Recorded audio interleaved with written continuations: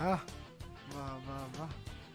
Live na tayong napapanood sa aking Facebook channel at sa mga nakikinig sa aking programa. Magandang gabi sa inyong lahat. Pinalakas ko na ang aking audio. Okay. Tayo ay napapanood sa Facebook ko na Petroverse, and this is the first episode of my podcast. Matagal na sana tong plano when it was like COVID, and wala lang ang time noon para simulan itong podcast. Pero now, nasimulan ko na siya, and I'm glad and happy to say na I'm going back strong in the social media space. And yeah, let's get this started. I'm monitoring the comment section of this live stream, and tayo po ay napapanood ulit. At uulitin ko sa aking Facebook page na Petroverse.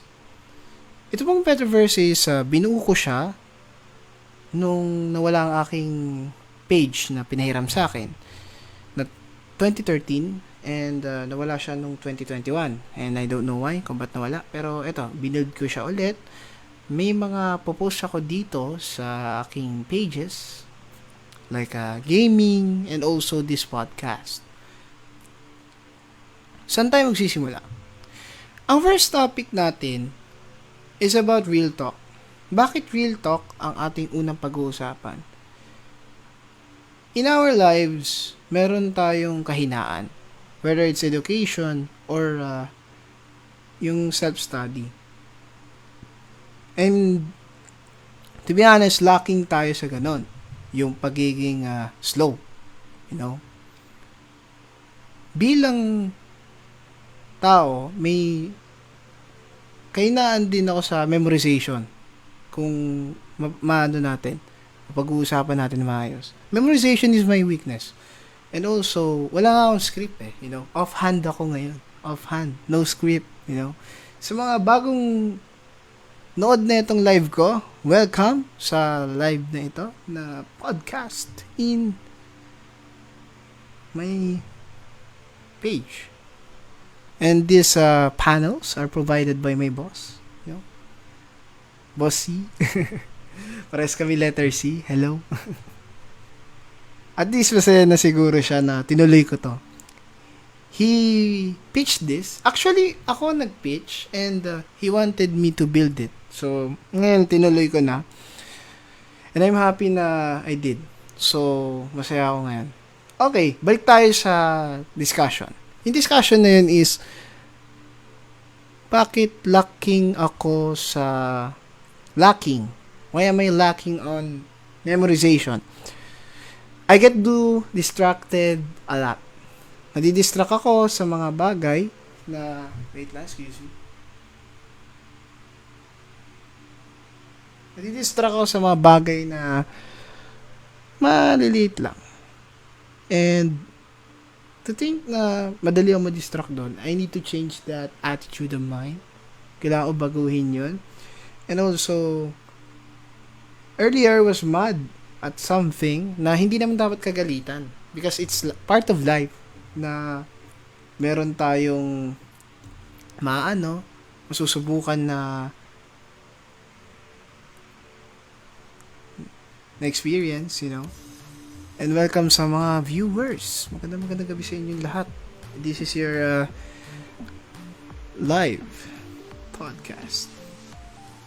Salamat sa heart, Mr. Joshua Baton. Welcome sa live natin. So, balik tayo sa topic ulit. Nadidistract na naman ako. So, yung mga nakapaligid sa akin, they have a coping mechanism na hindi madidistract sila kagad. You know? Yung ganong discussion is malaking tulong din sa atin na magkaroon tayo ng bagay na hindi tayo madidistract. We have to counterattack that distraction. So, yung itong plano ko, I think it would help na ma-improve yung aking skills in memorization. You know? And also, people here in the interwebs know that having a skill that is having that skill, that memorization skill, is a asset to success. So, para ma-counterattack mo yung distraction is to ignore it. Yun lang ang pinakasusi sa distraction. Yung hindi ka magpapakagat. Yun ang susi sa distraction. Pangit naman ang ano ko dun. Ng litanya ko dun. Huwag kayo magpapagat sa distraction. Ignore it. Tsaka magandang pag-usapan natin yung mga bagay-bagay na ikakatuwa natin sa buhay. We have to be surrounded with people that are positive. You know? And people like them can help you lift up your ego and also your thinking, your critical thinking. Sa pag-iisip na yun, doon natin mahasa ang ating pag-iisip, like critical thinking. Yung critical thinking na yun, isipin natin pag wala tayong critical thinking, hindi tayo makapag-isip na maayos.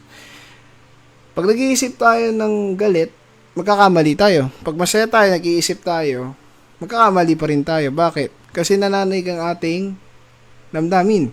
Okay? Which is a wrongdoing. So, when we plan, we have to be precise with it. Okay? When we are precise with our plan, we should teach the people how to become successful.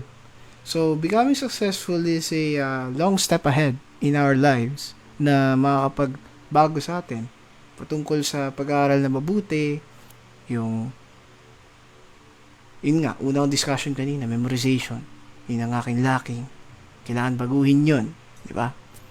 And also, sa mga bago pa lang sa aking program, you could ask for topics in the comment section. Pwede kayong mag-suggest. Pwede rin kayong maging guest kung gusto nyo, kung trip nyo lang. Kung may gusto kayong share, you could join me in this session.